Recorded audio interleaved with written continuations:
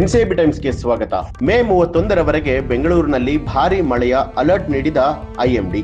IT ರಾಜಧಾನಿಯಲ್ಲಿ ಇತ್ತೀಚೆಗೆ ಸೃಷ್ಟಿಯಾದ ಅನಾಹುತದ ನಂತರ ಬೆಂಗಳೂರಿನಲ್ಲಿ ಮತ್ತೆ ಭಾರೀ ಮಳೆಯಾಗುತ್ತೆ ಅಂತ ಹೇಳಿ ಭಾರತೀಯ ಹವಾಮಾನ ಇಲಾಖೆ ಅಲರ್ಟ್ ಅನ್ನ ಕೊಟ್ಟಿದೆ.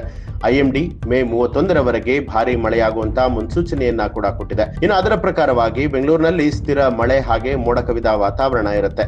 ಮೇ 26ರಿಂದ 2 ದಿನಗಳವರೆಗೆ ಹಗುರ ಮಳೆಯಾಗುವಂತ ಮುನ್ಸೂಚನೆ ಇದ್ದು 20 ಡಿಗ್ರಿ ಸೆಲ್ಸಿಯಸ್ ನಿಂದ 27 ಡಿಗ್ರಿ ಸೆಲ್ಸಿಯಸ್ ವರೆಗೆ ತಾಪಮಾನ ಸ್ವಲ್ಪ ಕಡಿಮೆ ಇರುತ್ತೆ.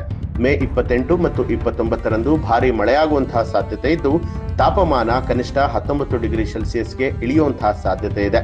ತಿಂಗಳ ಕೊನೆಯ 2 ದಿನಗಳು ಮೇ 30 ಹಾಗೂ 31 ಮಳೆಯಾಗುವಂತಹ ಸಾಧ್ಯತೆ ಇದ್ದು 20 ಡಿಗ್ರಿ ಸೆಲ್ಸಿಯಸ್ ನಿಂದ 26 ಡಿಗ್ರಿ ಸೆಲ್ಸಿಯಸ್ ವರೆಗೆ ಸ್ಥಿರವಾದ ತಾಪಮಾನವನ್ನ ಕಾಯ್ದುಕೊಳ್ಳಲಿದೆ. ಇನ್ನೀಗಾಗಲೇ ಬೆಂಗಳೂರು ನಗರದ ಅಪಾರ್ಟ್ಮೆಂಟ್ಗಳಿಗೆ ಮಳೆಯ ನೀರು ನುಗ್ಗಿರುವಂತದ್ದು. ಇದನ್ನ ಹೊರಹಾಕೋದಕ್ಕೆ ಪ್ರಯತ್ನವನ್ನ ಪಡ್ತಾ ಇದ್ದಂತಹ ಸಂದರ್ಭದಲ್ಲಿ 12 ವರ್ಷದ ಬಾಲಕ ಸೇರಿದ ಹಾಗೆ ಇಬ್ಬರು ಈಗಾಗಲೇ ವಿದ್ಯುತ್ ಸ್ಪರ್ಶಿಸಿ ಮೃತಪಟ್ಟಿರುವಂತದ್ದು.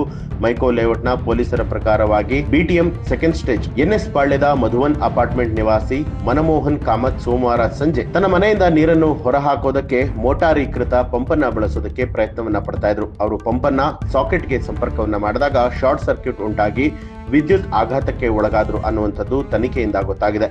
ಕಾಮತ್ ಬಳಿ ನಿಂತಿದ್ದಂತಹ ಅಪಾರ್ಟ್ಮೆಂಟ್ನ ಸಂಕೀರ್ಣದಲ್ಲಿ ಕೆಲಸ ಮಾಡ್ತಾ ಇದ್ದಂತ ನೇಪಾಳದ ವ್ಯಕ್ತಿಯ ಮಗ 12 ವರ್ಷದ ದಿನೇಶ್ ಅನ್ನುವಂತಹ ಬಾಲಕ ವಿದ್ಯುತ್ ಸ್ಪರ್ಶ ಮಾಡಿ ಸಾವನ್ನಪ್ಪಿರುವಂತಹ ಪ್ರಕರಣ ನಮ್ಮೆಲ್ಲರಿಗೂ ಕೂಡ ಗೊತ್ತು. ಆಸ್ಪತ್ರೆಯ ವೈದ್ಯರು ಈಗಾಗಲೇ ಇಬ್ಬರು ಸತ್ತಿದ್ದಾರೆ ಅಂತ ಹೇಳಿ ದೃಢಪಡಿಸಿದ್ದಾರೆ. 2 ಪ್ರಕರಣಗಳನ್ನ ಅಸ್ವಾಭಾವಿಕ ಮರಣ ವರದಿ ಅಂತ ಹೇಳಿ ದಾಖಲು ಕೂಡ ಮಾಡಲಾಗಿರುವಂತದ್ದು. ಒಟ್ಟಾರೆಯಾಗಿ ಮಳೆಯಿಂದಾಗಿ ಬೆಂಗಳೂರಿನಲ್ಲಿ ದಿನದಿಂದ ದಿನಕ್ಕೆ ಅವಾಂತರಗಳು ಸೃಷ್ಟಿಯಾಗ್ತಾ ಇದ್ದು ಸಾವು ನೋವುಗಳು ಕೂಡ ಹೆಚ್ಚಾಗುವಂತಹ ಸಾಧ್ಯತೆ ಇದೆ. ಹಾಗಾಗಿ ಬೆಂಗಳೂರು ವಾಸಿಗಳು ಸಾಧ್ಯವಾದಷ್ಟು ಮುಂಜಾಗ್ರತಾ ಕ್ರಮಗಳನ್ನ ಕೈಗೊಂಡು ಜಾಗರೂಕತೆಯಿಂದ ಇರುವಂತದ್ದು ಒಳ್ಳೆಯದು ಅಂತ ಹೇಳ್ತಾ ಈ ಒಂದು ಸುದ್ದಿಯನ್ನ ಮುಗಿಸ್ತಾ ಇದ್ದೀವಿ. ಯಾರೆಲ್ಲ ಇನ್ನೂ ಕೂಡ ನಮ್ಮ ಚಾನೆಲ್ ಅನ್ನ ಸಬ್ಸ್ಕ್ರೈಬ್ ಮಾಡಿಲ್ಲ ಈಗಲೇ ಸಬ್ಸ್ಕ್ರೈಬ್ ಮಾಡಿ ಬೆಲ್ ಐಕಾನ್ ಒತ್ತಿ.